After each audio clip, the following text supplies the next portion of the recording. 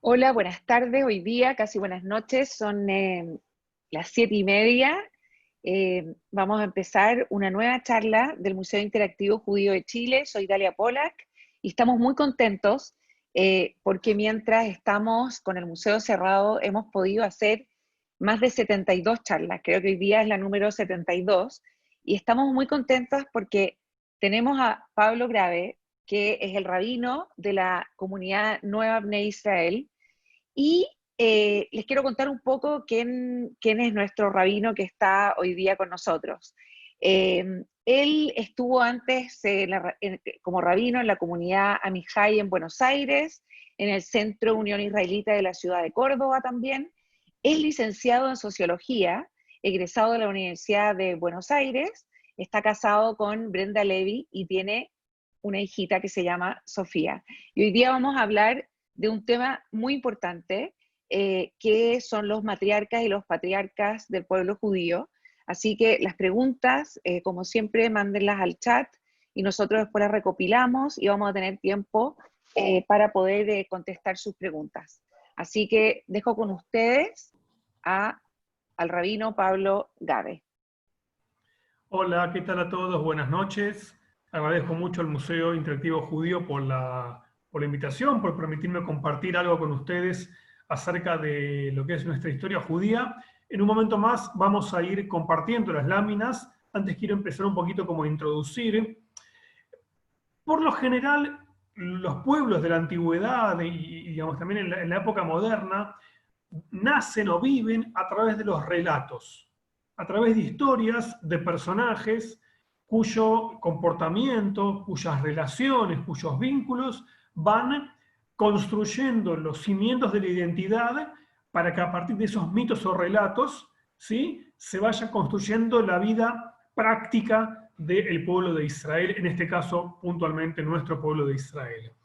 Y desde la mirada del Pentateuco, de lo que es la Torá para el pueblo de Israel, el mundo general del Pentateuco, tenemos que entender que podemos dividir esta suerte de relatos en dos etapas diferentes. Vamos a ver hoy la primera de ellas. ¿Por qué digo la primera? Porque la segunda, que queda para otra charla, tiene que ver con el Éxodo, con el libro del Éxodo puntualmente, y la salida de Egipto, que es el acontecimiento que le da origen al pueblo de Israel. Pueblo como tal, un pueblo unido, mucho más masivo, constituido, que sale de la esclavitud a la libertad. Y a partir de ese hecho fundante, que es la salida de un pueblo de la esclavitud a la libertad, de la pobreza a el crecimiento, es que muchos pensadores toman ese mito fundante, ese hito, digamos, principal, como el nacimiento del pueblo de Israel. Esto está narrado en el libro del Éxodo, que es el segundo libro del Pentateuco.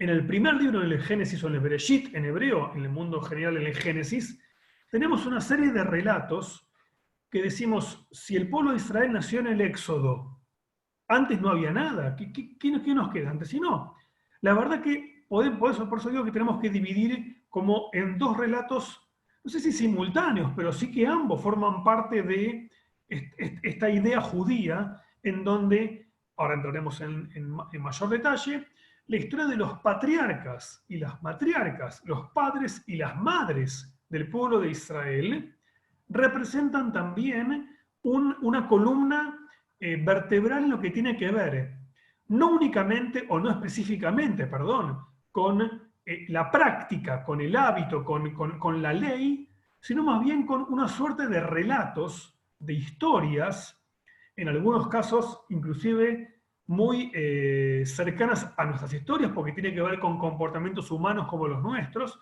pero que tiene que ver fundamentalmente con historias, ¿sí? Ahora vamos a entrar en detalle, con hechos y con relatos que también van construyendo una ética de lo que va a ser con el paso del tiempo el pueblo de Israel y la religión judía mucho más adelante. Entonces, tengamos en cuenta que no encontraremos en estos relatos una base legal una base de práctica, no encontraremos una base ritual.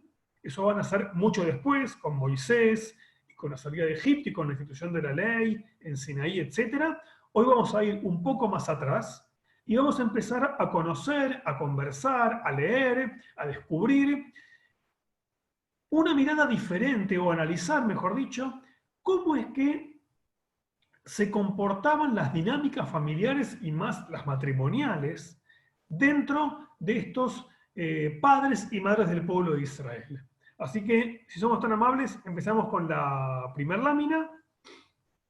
Bien, entonces, la pregunta es, ¿qué son ellos para nosotros? Es decir, ¿qué son nuestros padres y nuestras madres en el pueblo de Israel para nosotros? Los patriarcas y matriarcas son nuestros padres fundadores, sus actos son el reflejo de los valores que muchas veces destacamos y otras veces criticamos. Esto es importante. Ahora vamos a hablar también del tema este. El pueblo de Israel y el texto bíblico no oculta comportamientos que bien podrían ser encontrados por nosotros mismos como criticables por parte de los patriarcas y matriarcas. No construye una identidad de perfección, digamos, de maravilla, de ideal. No, yo creo que los muestra, como quien diría, en el barro de la historia, es decir, los muestra en el día a día con sus tremendas grandezas, por supuesto, y también con sus destacadas dificultades, puntos que molestan, y lo interesante es que el texto bíblico nos narra, nos nutre, tanto de una parte, tanto de lo bueno, como también de lo que podemos entender como que puede ser malo. Nunca fueron concebidos como personas integralmente perfectas. La Torá, es decir, el Pentateuco, los describe de manera humana. La tradición rabínica, siglos más tarde, tratará de encauzar nuestra lectura hacia la deseada por ellos. Esto también es muy importante. En el judaísmo, en toda la tradición judía, la tradición judía, esto lo han dicho mis colegas y maestros antiguamente, antes que yo, pero vale la pena repetirlo como detalle básico. La tradición judía no es una tradición netamente bíblica. Van a decir, ¿estará bien lo que está diciendo?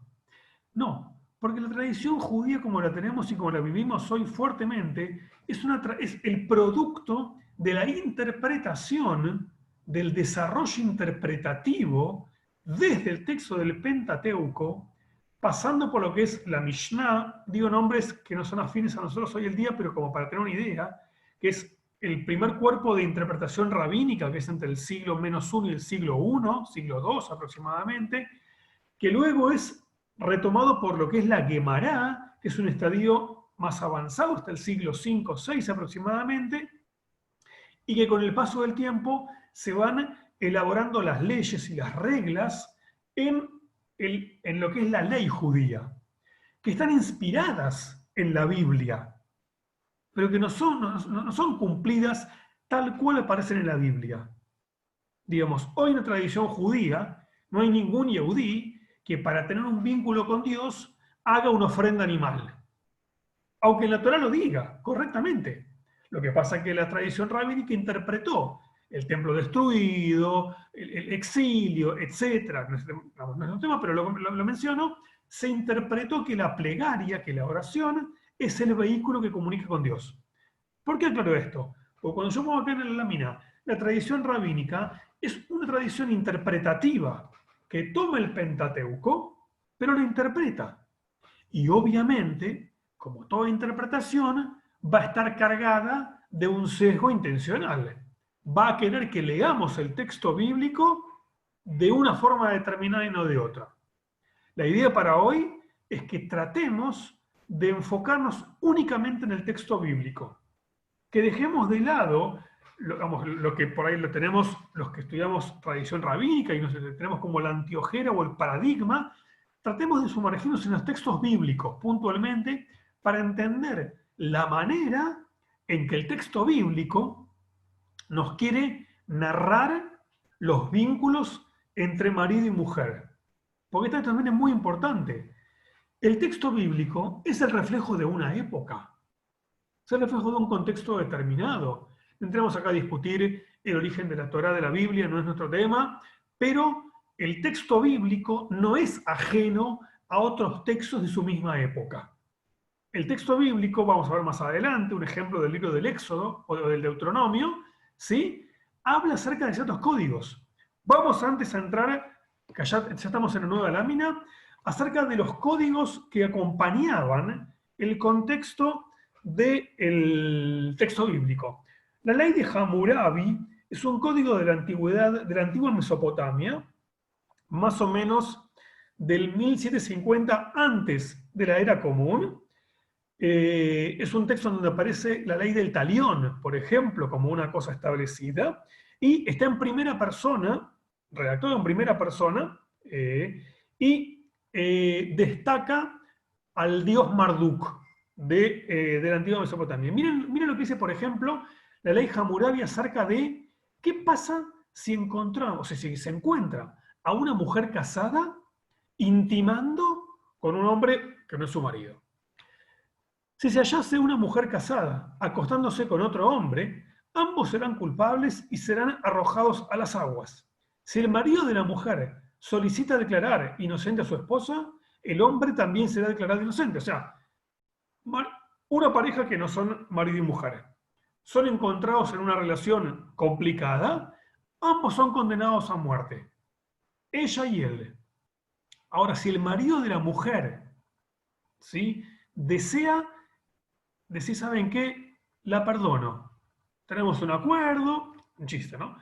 La perdono. Ok, ningún problema, pero el hombre también entonces es perdonado. Eso dice la ley Hammurabi. Y si no, los dos son muertos. Vamos con la ley de Asiria, ¿sí?, que es una ley también de esa época vinculada al rey Tiglat-Pileser I. Dice así: si un hombre es encontrado acostándose con otra mujer casada, ambos morirán. Si el hombre engañado desea liberar a su esposa, también el otro hombre será inocente. Pido que aún no pasen de lámina, un segundo más por favor. Quiero que nos detengamos en lo que estas leyes tienen en común una con la otra. ¿Qué podemos encontrar en común entre una ley y la otra? Lo que podemos encontrar es que en ambos casos, la mujer que engaña a su marido no es una mujer libre, sino que depende del deseo de su marido. Ella no puede ser muerta, ella puede ser muerta por sus propios actos, pero a pesar de eso, el marido tiene sobre ella cierta, se me fue la palabra, cierta potestad sobre ella que es capaz de decir, la declaro inocente. El marido es, entre comillas, en algún punto dueño de esa mujer. Esa mujer no es una mujer sujeto de derechos. Acá sería para malo, porque ella cometió un acto indebido y debiera pagar por ese acto. No, la mujer sí o sea, el hombre, su marido, es quien establece el estatus de esta mujer. Sigamos con la lámina siguiente, por favor. Bien, ahora vamos a ver una ley similar, cómo es entendida, cómo es analizada en el antiguo Israel. Devarim 22:22, parece que aparece a propósito de los números. Si un hombre sorprendido acostado con una mujer casada, también los dos caerán condenados a muerte.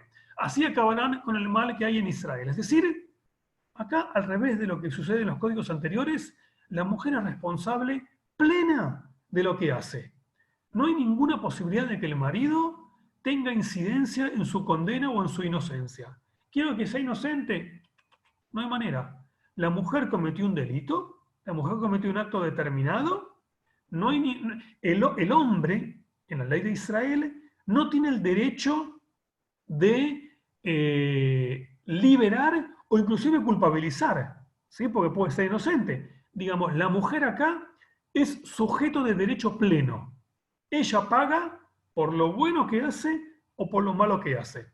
Rashi es un comentarista francés del siglo XI, y lo que dice, cuando dicen también los dos, como que el texto bíblico parecería ser una redundancia, porque si un hombre es sorprendido con una mujer casada, también los dos. ¿Por qué lo redunda? ¿Por qué los dos?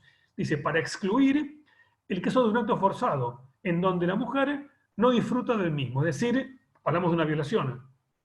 En este caso, ya está diciendo Rashi que lo que dice el texto bíblico es: una violación bajo ningún aspecto puede ser condenatorio para la mujer. Digamos, entonces, a partir de ahí, le otorga a la mujer un estatus de sujeto de derecho. Adelante, por favor. Bien, vamos ahora a ver cómo vemos en la Biblia la creación del hombre y la mujer y cómo es que el Talmud, que es la Gemara del siglo II al V aproximadamente, entiende esto. Y creó Elohim, creó Dios al hombre según su imagen lo creó, hombre y mujer los creó. Es decir, ya encontramos en el texto bíblico que los crea en forma separada. Es decir, los creó juntos, en el mismo momento, según este fragmento, pero no es que el hombre es creado y la mujer es creada, digamos, a partir de él. Ahora vamos a ver cómo dice el texto bíblico, cómo el Talmud interpreta, pero según Bereshit 1, 27, son creados en forma simultánea, pero independientes. Cada uno es independiente uno del otro. Y miren cómo el Talmud, que interpreta el texto bíblico, dice lo siguiente. Cuando dice de la costilla, ¿cómo de la costilla? De la costilla, Hashem Elohim hizo una mujer y se la presentó al hombre. Entonces, ¿cómo que lo creó de la costilla? Y miren cómo dice. Sobre el hombre, está escrito, formó. En hebreo, Vayetzer. Tzurá es, le dio forma. Pero sobre la mujer está escrito, hizo. ¿Por qué hizo? Porque a ella se le ha otorgado un entendimiento adicional. Es decir, no solamente que son independientes uno de otro, sino que encima dice que el hombre, se usa la palabra formar, que hace más alusión al aspecto exterior, y el hacer hace más alusión a un aspecto interior. Por lo tanto, en esta época del Talmud babilónico, ya hay ideas que hablan de que la mujer tiene no solamente una independencia, sino también cierta capacidad superior en algunos aspectos con respecto al hombre, a su marido. Adelante.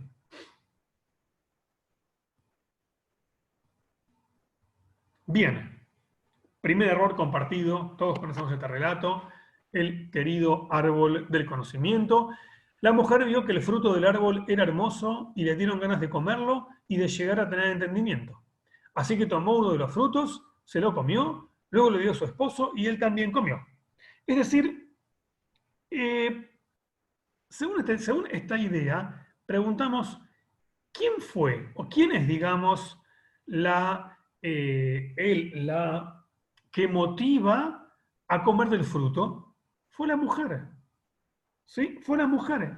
Entonces, de alguna manera yo traje este relato porque esta idea de la mujer decidiendo algo y luego el hombre también ejecutando la decisión de la mujer va a ser un hilo conductor en un montón de relatos bíblicos del Génesis. Vamos a ver más adelante, pero vamos a encontrar esta misma idea. No, Sofía, un momento, todavía no pasamos, perdón. Gracias. Esta idea de la mujer, ¿sí? Con la decisión, con la determinación de hacer alguna u otra cosa, y el hombre finalmente haciendo, ¿qué? Siguiendo, digamos, o ejecutando de alguna manera el acto que la mujer, de una forma o de otra, le sugiere. Quiero ver si me faltaba algo más, quería comentar algo más. Bien, en realidad hay que ser estricto con el tema bíblico. En Génesis 2, Dios crea al hombre, lo coloca en el huerto del Edén y le da la orden de no comer del árbol. Y después crea a la mujer. Entonces uno dirá, ¿cómo? ¿La mujer no escuchó? Entonces uno puede responder, no, la mujer como estaba parte del hombre sabía, etc. Entonces vamos a encontrar muchas veces también esta idea. Dios le habla a los hombres. Dios le habla al patriarca Abraham, Dios le habla al patriarca Isaac y Dios le habla al patriarca Jacob. Dios le habla mucho más a los patriarcas que a las matriarcas. Esto está determinado por el texto, no lo invento yo. Sin embargo, aunque es el hombre el que tiene un vínculo directo en un diálogo con Dios, la mujer, vamos a ver más adelante, la mujer opera de una forma muy inteligente y muy interesante en cada una de las situaciones. Adelante con la próxima lámina. Bien, vamos a empezar en primer lugar con el patriarca Abraham. Rápidamente, Abraham es el padre del pueblo de Israel.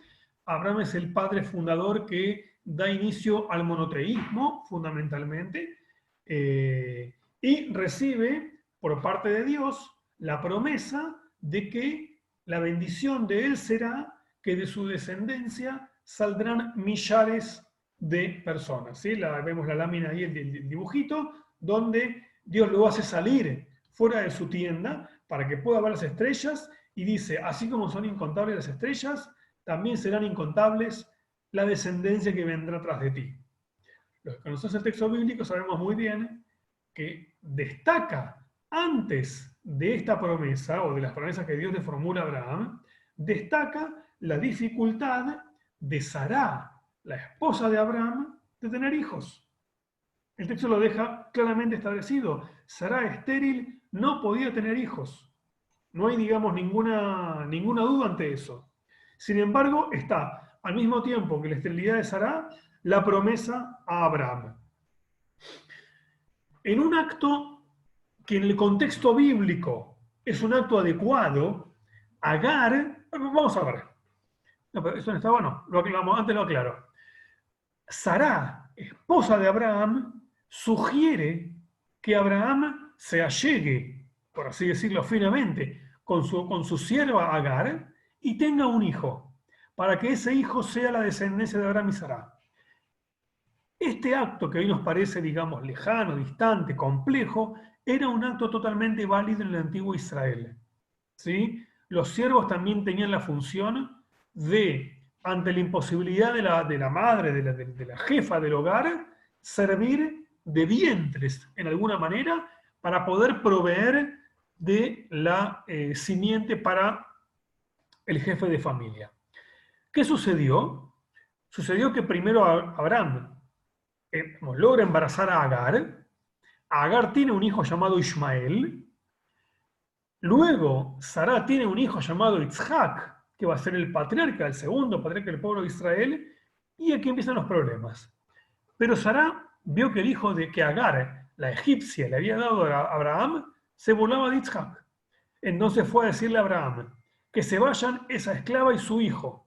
Mi hijo Itzhak no tiene por qué compartir su herencia con el hijo de la esclava. Eso le dice Sará. Y dice, esto dolió mucho a Abraham, porque se trataba de su hijo, un hijo suyo. Pero Dios le dijo, no te preocupes por el muchacho ni por su esclava. Haz todo lo que Sará te pida, porque tu descendencia vendrá por medio de Itzhak. Es decir, ¿qué tenemos acá? Acá tenemos un problema. Tenemos una mujer que toma una decisión y es tajante y es clara. El problema de Sará, según este fragmento del texto, tiene que ver con la herencia, tiene que ver con lo material. Ella no desea que Abraham, que era potentado, era muy rico en aquel momento, que Itzhak, perdón, compartan herencia con Abraham. Era un tema, digamos, imposible de llevar adelante. ¿Y qué es lo que le dice Sará a Abraham? Y créanme que Sará era tan madre del hogar como lo era Abraham. ¿No es cierto?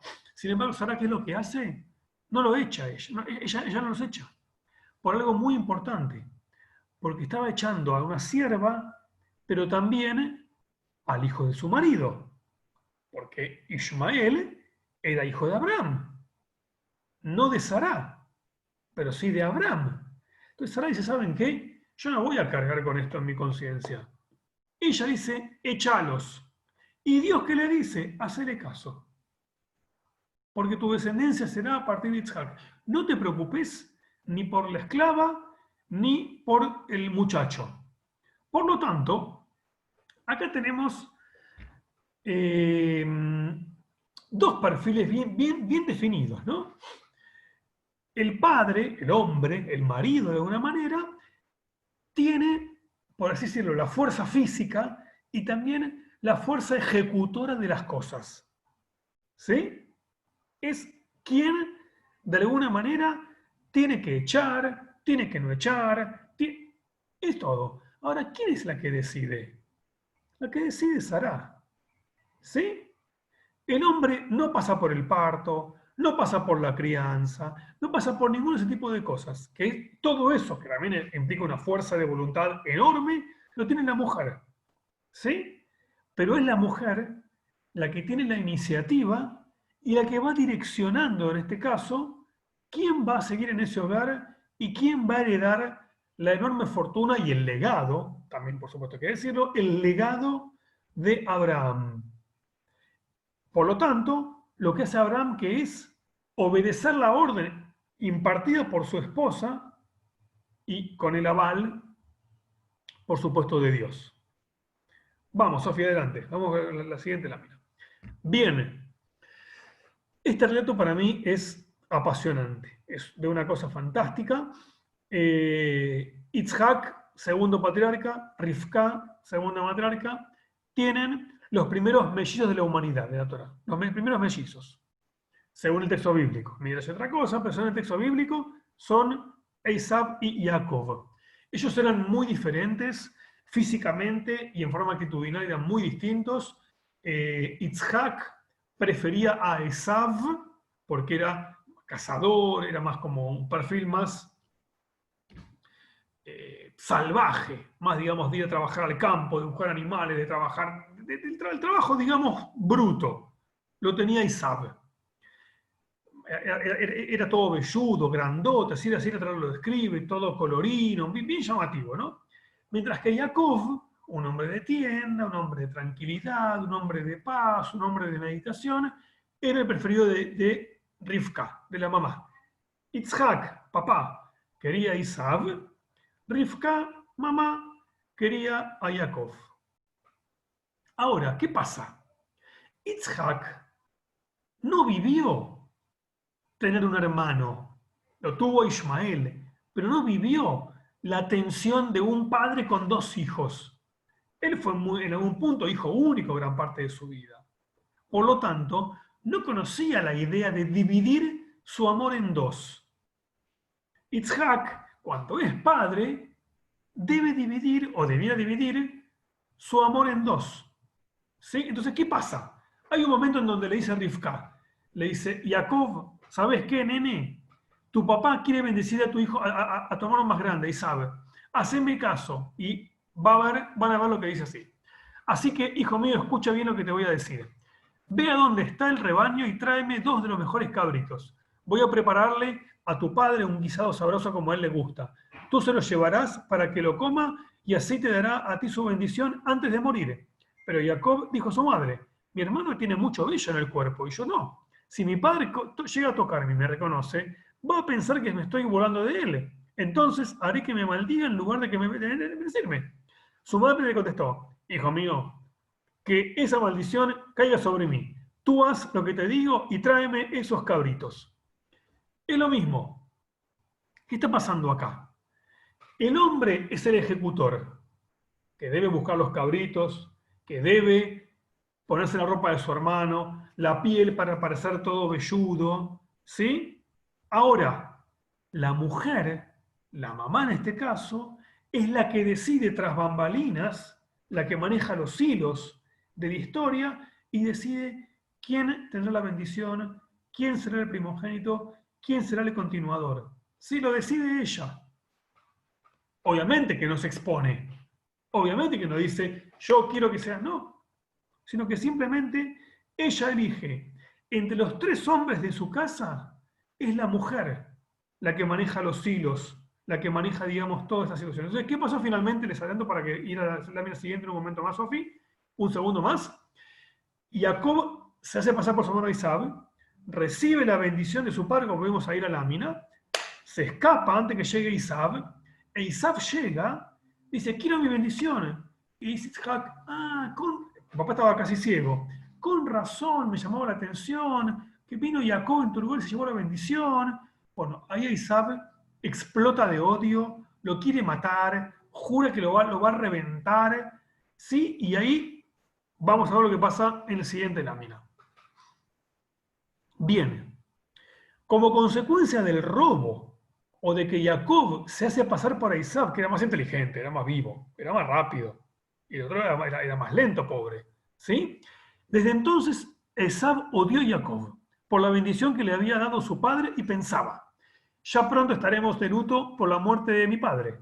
Después de eso, mataré a mi hermano Jacob. Cuando Rivka supo lo que Esaú estaba planeando, mandó llamar a Jacob y le dijo, mira, tu hermano Esaú quiere matarte para vengarse de ti. Por eso, hijo mío, escúchame, huye enseguida a Harán, a casa de mi hermano Labán. Quédate con él por algún tiempo, hasta que se le pase la ira a tu hermano y olvide lo que le has hecho. Entonces te mandaré aviso para que vuelvas. ¿Qué sucede acá? Acá pasa algo muy interesante que el texto bíblico nos lo dice. A veces uno pasa, digamos, como si nada pasara, como pasa de largo. El texto bíblico nos dice que Esaú no grita. Esaú no pone, digamos, un aviso en el periódico, voy a reventar a Jacob. No, pensó, pensó para adentro, cuando muera mi padre y ya pase el luto, este me va a conocer. Jacob va a saber quién es Esaú. ¿Y qué es lo interesante? Que según el texto bíblico no hay ninguna mención de lo que Esaú quiere hacer. Pasa por su interior, pasa por sus adentros. Y tenemos de pronto que Rivka, que la madre, supo lo que Esaú estaba planeando. ¿Y dónde lo supo? Si Esaú en ningún momento dice lo que va a hacer, lo piensa para adentro. Entonces yo creo que también acá tenemos otro insight que dice el texto bíblico. La mujer, como género, tenía la capacidad de intuir lo que podía ocurrir conociendo a sus hijos, en este caso puntual. Se imaginaba y le dice, hijo mío Jacob, Esaú está que te quiere matar, mejor andate, así todo se calma. Pero no es que Rivka se enteró, le contaron, no. Ella supo. Ahora, ¿cómo supo? Va a haber un montón de alegorías rabínicas que se lo dijo Dios, etcétera, un montón de interpretaciones. Pero según el texto bíblico, digamos en sí mismo, estamos frente a un relato donde se nos quiere decir que la mujer, como decía en la Gemara, antes en el Talmud, que nace con una inteligencia superior o un instinto superior, bueno, acá la mujer es narrada, es ilustrada de forma tal que tiene la capacidad de intuir lo que pasa y adelantarse un paso, porque ella intuyó lo que habría de ocurrir y lo mandó a su hijo Jacob con su hermano. Bien, Sofía, una más por favor. Bien, interesantemente, Rivka con Itzhak tiene muy poco diálogo. Y algo que yo humildemente, digamos, critico, los que leemos Torah criticamos mucho, cuando eligen entre un hijo y el otro, quién tiene la bendición, quién la recibe, ¿qué dice Rivka? Andá, vestite como tu hermano y recibí la voz. No, pero mamá, haceme caso, nene, haceme caso. No hay ningún momento en donde conversen marido y mujer. ¿Quién te parece que es el mejor, querida?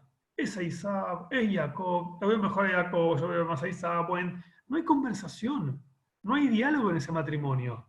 Es todo por atrás, todo en secreto. El padre casi ciego que no puede ver nada, Itzhak, bendice a quien cree que es su hermano, su hijo Esaú, bendice en realidad a Jacob, le dice a la mamá, tómatela que te van a matar. Todo, digamos, todo raro, ¿no? Todo como bien complejo. Ahora, fíjense qué interesante, cómo Rivka, frente a Itzhak, justifica la salida de Jacob repentina. ¿Sí?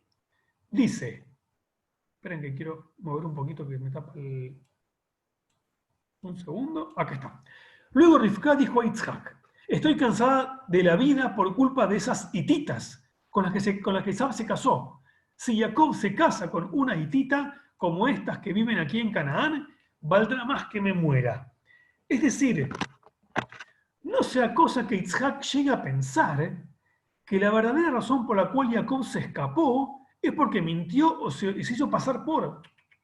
No, ¿sabes qué? Este lugar no es bueno para Jacobcito, no me gusta esto para Jacob, que se vaya a estudiar a otro lugar, a una mejor escuela. a una mejor ciudad, este lugar no es adecuado para él. Y en realidad pudo haber pasado, no digo que no. Esaú se casó con mujeres, lo dice la Torá, con hititas. Estamos de acuerdo que Esaú se casó con mujeres no adecuadas para la época, estamos de acuerdo. Pero no fue la razón por la cual Jacob se escapó. No fue la razón. ¿Sí? La razón fue el odio de Esaú, y el odio de hermanos fue provocado, ¿por qué? Por la actitud de Rivka tras bambalinas de vuelta, ¿no? Manejando los hilos de la historia para que todo ocurra como ella quiere. Ella quería que Jacob tenga la bendición y lo logró. Y le dice al pobre viejo Yitzhak, ¿sabes qué? Esta Esaú no va para ningún lado, se casa con mujeres complicadas, que se vaya mejor Jacob a otro lado. Y miren lo que dice Yitzhak. Sofía, adelante. Esto es maravilloso también para mí. No mi charla, el texto bíblico. Entonces Yitzhak llamó a Jacob, lo bendijo y le ordenó: no te cases con ninguna mujer de la tierra de Canaán, o sea, las hititas. Vete a Padam Aram, a la casa de tu abuelo Betubel, y cásate allá con una de las hijas de tu tío Labán. Que Elohim Todopoderoso te bendiga y te dé muchos descendientes, para que de ti salgan muchas naciones. Eso sí quiere decir. Yitzhak es Isaac. Bien. Que te dé a ti y también a tus descendientes la bendición que prometió Abraham para que sean dueños de esta tierra donde ahora vivimos como extranjeros, pues él se la prometió a Abraham. Así fue como Yitzhak envió a Jacob a Padam Aram. Esto es sensacional, porque Yitzhak cree que Jacob se va por esta causa. Yitzhak casi que, yo creo que igual Yitzhak sospechaba.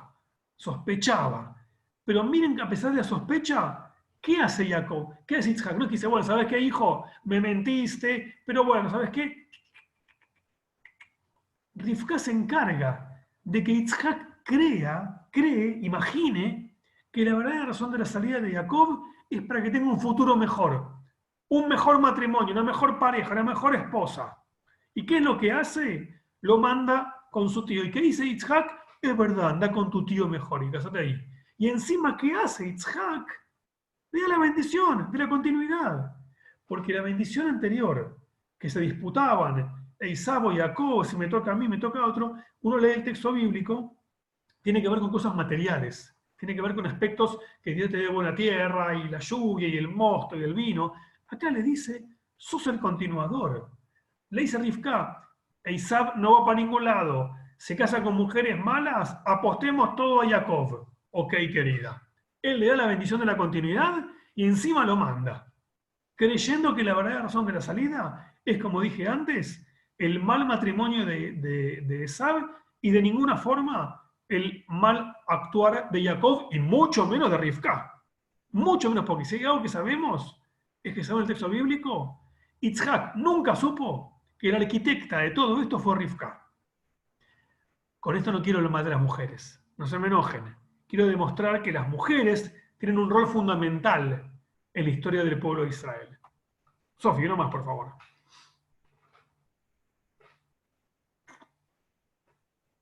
Bien, ustedes saben que Jacob, el que engañó, bueno, todo eso, se casó con el tiempo con 2 mujeres. Estaba permitido esa cosa, se podía hacer. Y encima 2 hermanas. Más complejo, pero era permitido en aquella época. Rachel y Lea, o Raquel y Lía, según sea la traducción. Se casó con las 2. Jacob quería más a Rachel, pero con Lea tenía hijos. Rachel no podía tener hijos. Y el texto bíblico nos regala una competencia feroz entre hermanas. Un hijo con una, nada con la otra. Un hijo con la otra, Lea con Lía, nada con Rachel. Otro, y va ganando por goleada Lea. No hay manera que Rachel quede embarazada. La angustia de Rachel es enorme, ¿no? Y yo traje ahí una foto de unas florcitas. Fíjense, Reubén es el hijo mayor de Jacob, que tuvo con Lía. Un día fue Reubén al campo durante la cosecha del trigo y encontró unas mandrágoras, las cuales llevó a su madre Lea. Cuando Rachel las vio, le dijo a Lea: dame alguna de esas mandrágoras que tu hijo te ha traído. Pero Lea contestó: ¿te parece poco haberme quitado el marido, que ahora quieres también quitarme las mandrágoras de mi hijo? Pues mira lo que dice ahora, ¿eh? Pues a cambio de las mandrágoras de tu hijo, esta noche Jacob dormirá contigo, propuso Rachel. Por la noche, cuando Jacob regresó del campo, Lea salió de su encuentro y le dijo: hoy vas a dormir conmigo, porque te he alquilado a cambio de las mandrágoras de mi hijo. Aquella noche, Jacob durmió con Lea y ella dio a Jacob un quinto hijo, porque Dios oyó su oración. Esto es de telenovela. Imagínense, Jacob llega cansado del campo, llega a su vivienda y lo cruza Lea: hoy venís conmigo. Bueno, está bien, lo que digan, dice Jacob. No se animaba ni a decir ni A ni B. Entonces, son entre las hermanas que están disputándose con quién intima cada noche Jacob. Obviamente Jacob amaba más a Rachel, es sabido, y por supuesto intimaba mucho más con Rachel que con Lea, es obvio, aunque Lea le daba más hijos, no importa. Pero el deseo de intimar de Jacob iba más hacia Rachel que a Lea. Sin embargo, la mandrágora, que en el texto bíblico es entendida como una fruta, una planta que ayudaba a la fertilidad, dice: ok, le dice a Rachel, yo me quedo la mandrágora, te lo dejo a Jacob esta noche, te lo presto. Sí, perdón por lo burdo, pero roza, digamos, la idea de dos mujeres decidiendo y manejando la intimidad del marido. Y vamos a la última lámina. Bien, después de un tiempo, a pesar de esta pelea entre hermanas, ya Jacob decide abandonar la casa de su suegro, vivía con su suegro mucho tiempo, porque ya, digamos, se llevaba mal con el suegro, y miren lo que dice. Dijo Adonai a Jacob, le dice Dios a Jacob: regresa a la tierra de tus padres, donde está tu familia, y yo te acompañaré. Anda tranquilo que yo estoy con vos, le dice Dios, yo te acompaño. Jacob envió a llamar a Rachel y Lea hacia el campo donde se encontraba y les dijo. Y lo que dice Jacob es: ya me quiero ir, hablé con Dios, digamos, lo digo en forma así muy coloquial. Ya su papá no me trata bien, me está pagando mal. ¿Y qué le responden? Nosotras no tenemos ya lugar en la casa de nuestro padre. Haz todo lo que Elohim te diga que debes hacer. Dios le dice a Jacob: anda a tu casa, volvé con tu familia a tu casa que yo te voy a cuidar. ¿Y qué hace Jacob antes de salir? ¿Sabe qué, Dios? Dejemos hablar con las patronas. Interesantemente, también acá son ellas las que deciden o las que terminan de cerrar la decisión de Jacob. Se lo dijo Dios, pero la mujer acá es la que termina finalmente decidiendo: ok, nos vamos, nos podemos ir, adelante. Bien, última lámina, sí que tenemos la última. ¿No? ¿Ya está? ¿Era la última esa?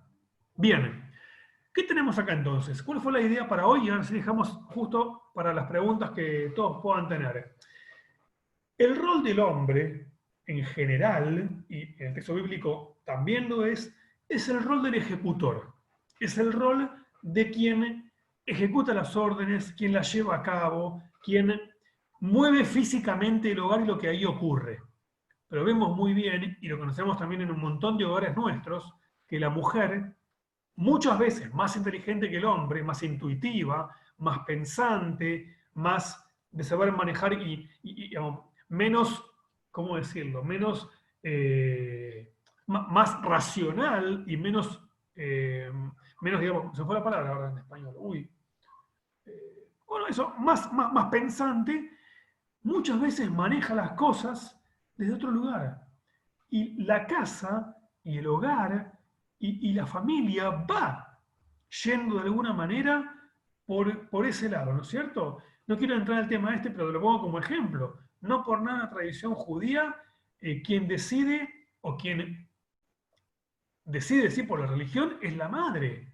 Porque es la madre la que desde su rol, no pasiva, no segunda, sino desde, creo yo, humildemente, desde un lugar mucho más intuitivo, mucho más profundo, mucho más inteligente que el hombre, es capaz de manejar y de ir surfeando muchas veces sin exponerse, en ese sentido, a las decisiones. Y vemos acá en el texto bíblico, en estos relatos de los patriarcas, en donde claramente son los hombres los que deben ejecutar, los que deben llevar a cabo las órdenes, pero órdenes cuáles, impartidas por quién, o sugeridas, enfatizadas. En el caso de Rivka con la bendición, para mí es clave, es el ejemplo más grande, donde ella elige que el hijo que ella quiere tenga la bendición, que el otro quede catalogado como el que se casa con las mujeres ajenas, que lo mejor sea que el hijo que ella quiere se vaya a vivir a otro lado por culpa del otro y que encima el padre dé el visto bueno. Una genia, una genia. Entonces, en ese sentido, creo yo que el rol es mucho más de sociedad, es mucho más de unión, cada uno desde un lado diferente, cada uno de un aspecto distinto, pero creo yo que la mujer, si no es igual, es hasta inclusive un poco más importante que el rol del hombre analizado internamente en estos comportamientos. Para otro día queda cómo el rol de la mujer entre el texto bíblico y el texto del Talmud, que para otro día cambió rotundamente. Eso es para otro momento.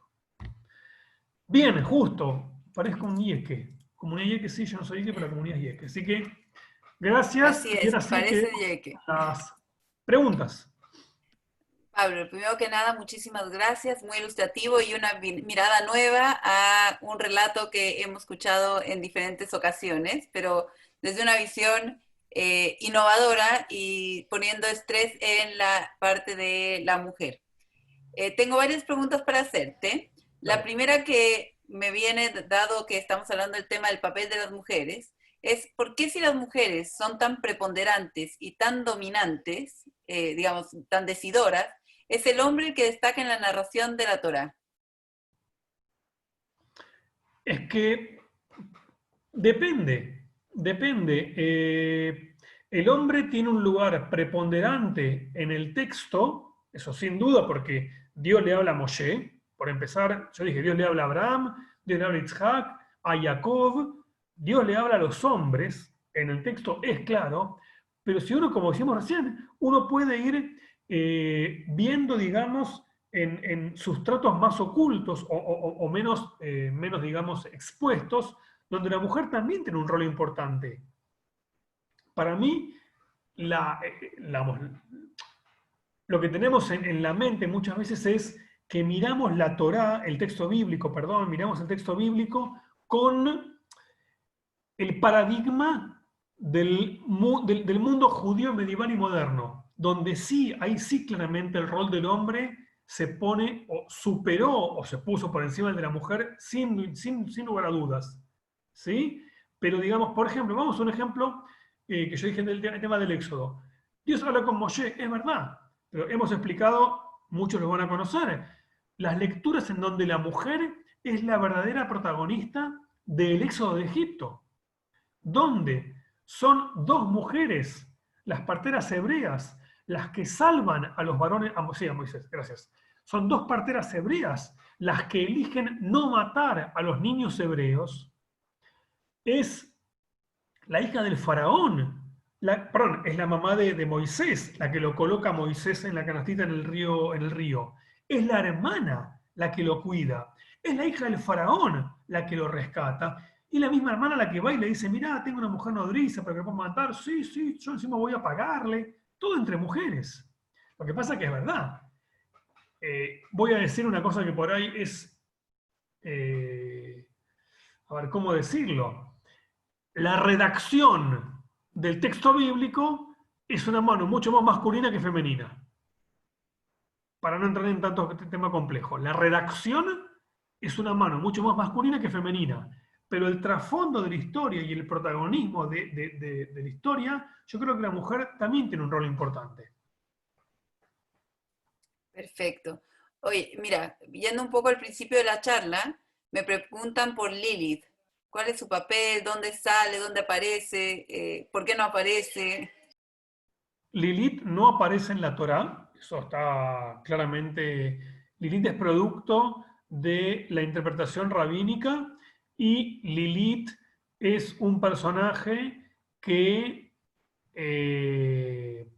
a mi humildísimo entender, tiene como objetivo colocar en la mujer el rol de la tentadora, de lo que lleva por el mal camino, de la que, digamos, busca que el hombre se equivoque permanentemente, que el Adán bueno, digamos, justo, se ve tentado y se ve seducido por las bajas pasiones de Lilith. Yo creo que Lilith es una creación que es maravillosa, no digo que no, pero que tiene una intención claramente, que es de colocar justamente a la mujer en donde la Torá, el texto bíblico, no la quiere colocar.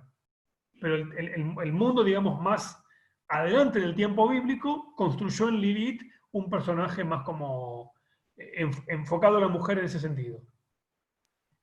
Bien. Preguntan después, ¿cómo es que Dios se comunica con las matriarcas? ¿Habla con ellas? ¿No?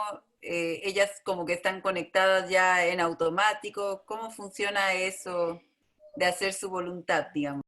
Según el texto bíblico, no hay momento, puedo estar equivocado, pero yo estoy pensando en mi cabeza, no hay ningún momento en donde haya un diálogo fluido entre matriarcas y Dios.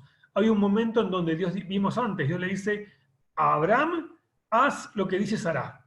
Pero no es que habla con Sará antes, sino que le ordena a Abraham, hazle caso a Sará. Hay un momento en donde Rivka sí, Rivka habla con Dios. Cuando Rivka sentía en su vientre a los mellizos que se movían, que era un embarazo muy raro, dice el texto bíblico en hebreo, Batelech lidrosh et Hashem, y fue para preguntarle a Dios, y Dios le responde. ¿Sí? Dios le responde y le dice, en tu vientre hay dos pueblos, y el mayor, digamos, el menor, el mayor servirá al menor, etc. Pero es la única mención literal, directa, en donde Dios habló con una matriarca. Sí. Perdón, el texto bíblico es directo. Es directo. Perfecto. Y ahora vamos a empezar con preguntas un poquito más difíciles.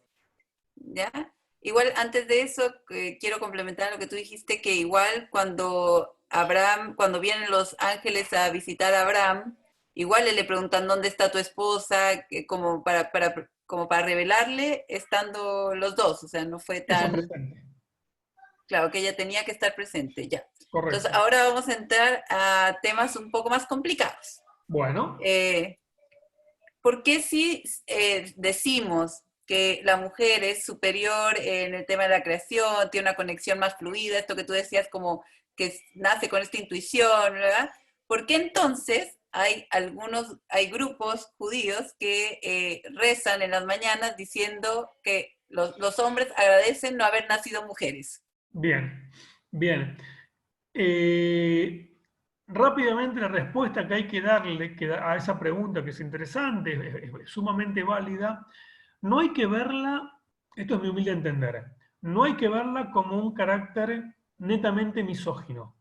No es un tema de odio en la mujer, no es qué bueno que no soy mujer, no tiene que ver con eso, tiene que ver con, según una tradición más clásica, que es, al no ser mujer, el hombre tiene la oportunidad / obligación de cumplir mitzvot, de cumplir preceptos, ordenados en la Biblia, desarrollados en la interpretación rabínica y codificados en la ley judía posterior. Entonces, la bendición que dice, bendito es tú, Hashem, ¿verdad? Que no me hiciste mujer, responde a esta cuestión de tener la oportunidad, la posibilidad y la obligación, también por supuesto, de cumplir preceptos. Sin embargo, hay un montón de tradiciones que han modificado. Igual quiero decir algo, esto no es un tema, digamos, del judaísmo clásico. Ustedes saben que la plegaria en el judaísmo ha sufrido un montón de cambios y según el contexto ha ido cambiando algunas cosas que se han modificando en muchos movimientos. Lo que muchos han y hemos adaptado es decir en hebreo, Sheasani Betzalmó, que me hiciste a tu imagen, donde es por lo positivo y no por lo negativo. Pero creo yo, de vuelta, yo no colocaría esta expresión de la bendición que Sofi, tu pregunta, la pregunta que hicieron, hace referencia a una idea de menos mal que no soy mujer. Yo no caería en eso. Tiene que ver más con la oportunidad de, siendo hombre, cuál es mi oportunidad y mi posibilidad en el mundo judío para llevar a cabo la vida judía. Entonces la mujer tiene que cumplir menos cosas. La mujer está obligada a menos cosas que el hombre. La mujer, por ejemplo, no está obligada, si quiere puede, está exenta, no prohibida. La mujer no está obligada a cumplir preceptos que el tiempo los produce.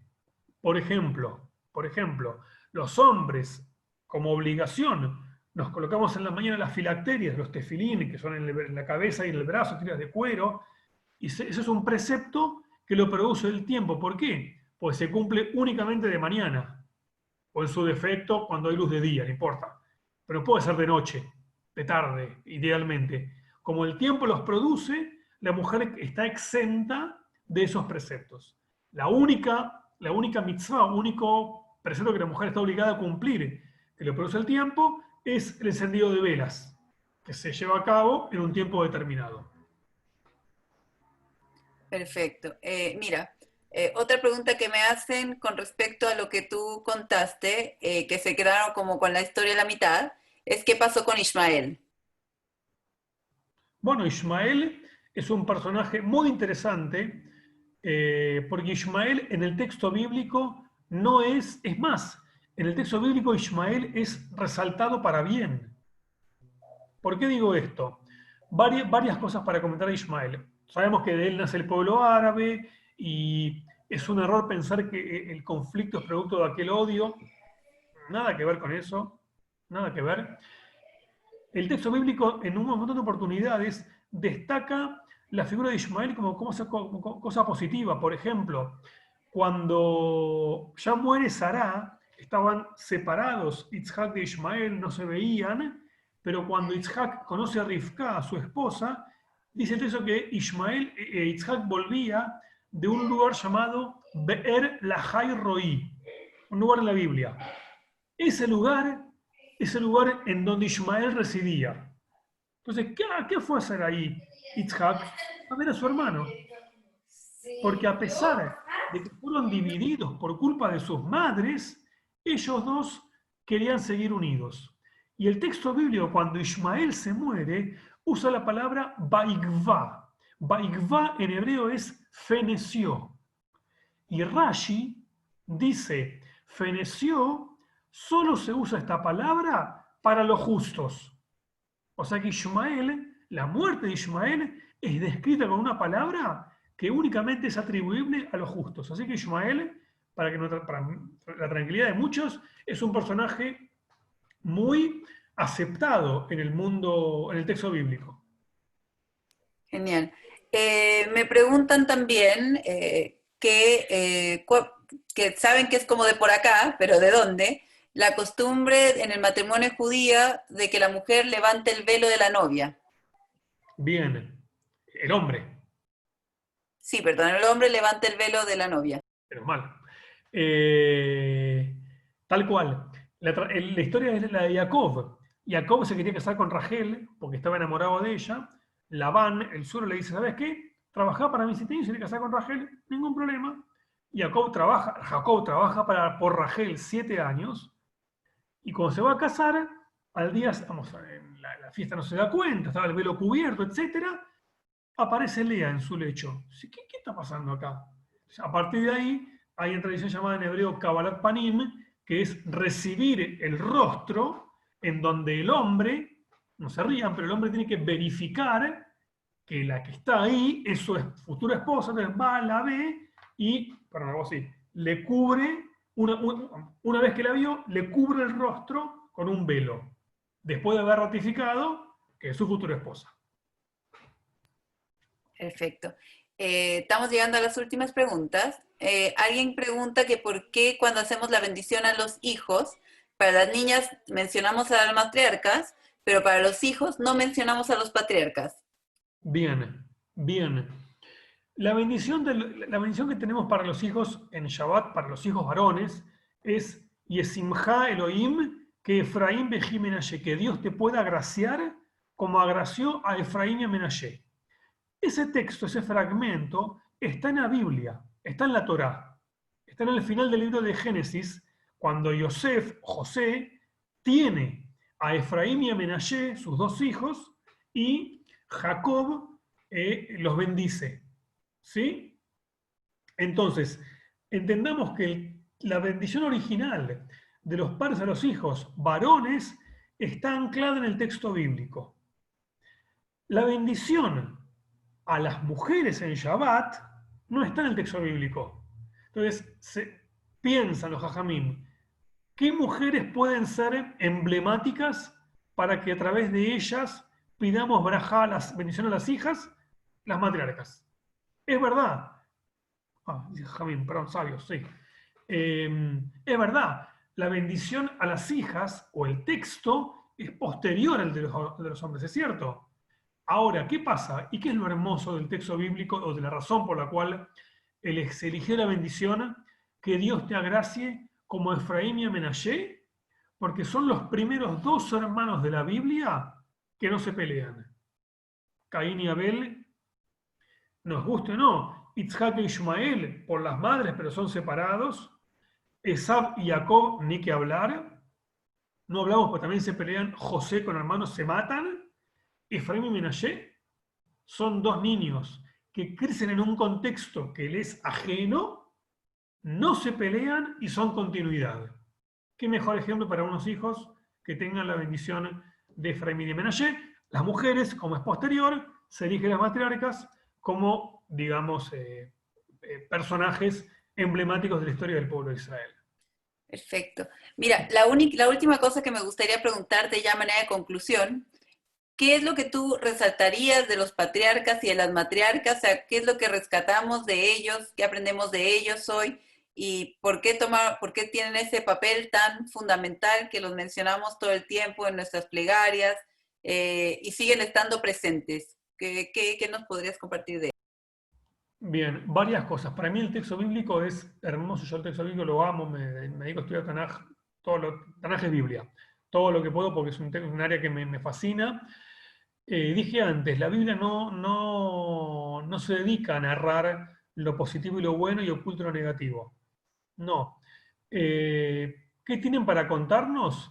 Que son humanos como nosotros, con pasiones, con temores, con angustias, con dificultad de hablarse, con verborragia, con vanidad. No hablamos de mi personaje favorito que es José. Yosef, yo lo amo, Yosef, pero era complicado.